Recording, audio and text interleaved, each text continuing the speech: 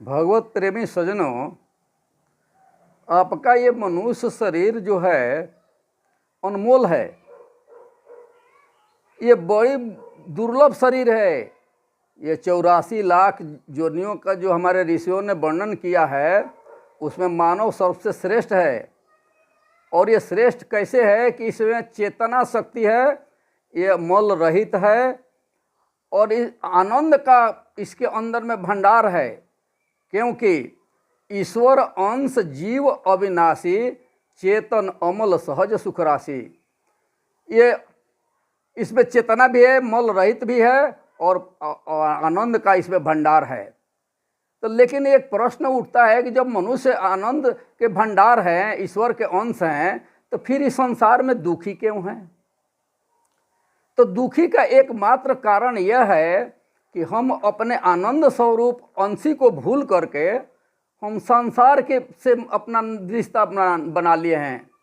हम उस आनंद को अपने अंदर में जो विराजमान आनंद है, प्रभु विराजमान हैं, उनको हम न जानकर हम संसार के वस्तुओं में उस आनंद को ढूंढते हैं। और उसी में हम ढूंढते ढूंढते एक वस्तु में आनंद थोड़ा मिला, उसे उस दूसरी वस्तु मिल गई, उसमें ऐसे ऐसे करते करते सारी जिंदगी आनंद की हम तलाश में हम दुखी हैं। क्योंकि संसार की वस्तुओं में परम आनंद नहीं है और परम आनंद हमारे अंदर हैं।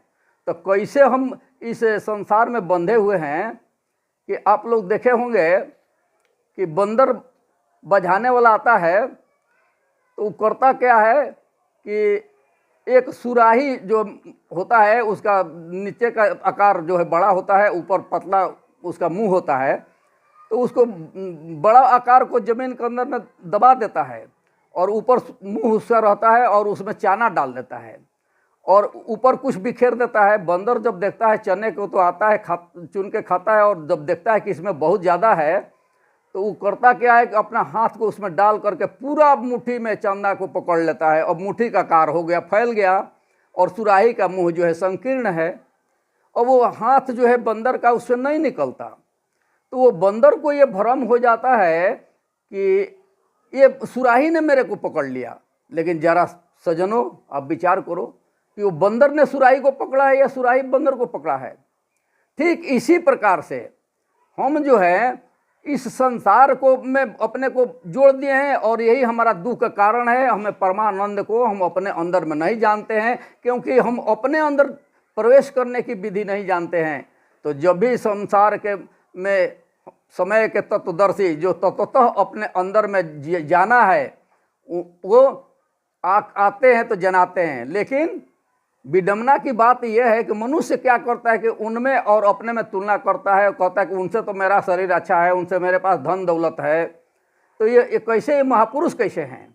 महापुरुष की पहचान उनके पास नहीं है। मैं तो यहाँ तक कहता हूँ कि भाई संसार के रचने वाला आपके बीच में आ जाए तो मैं पूछता हूँ संसार के मनुष्यों से कि आपके पास कौन सा तरीका है, मेथड है, कौन सा आपके पास कसौटी है जो आप पहचान लोगे कि समय के महापुरुष हैं।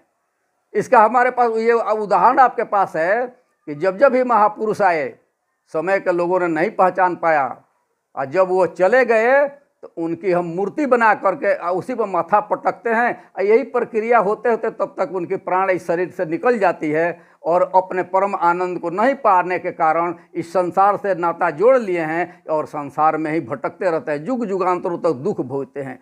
तो इस दुख से छुटकारा पाने के लिए गोस्वामी तुलसीदास ने भी लिखा है कि यही विधि भला ही कुरोग नसाही और ना ही तो कोटि जतन कर जाही।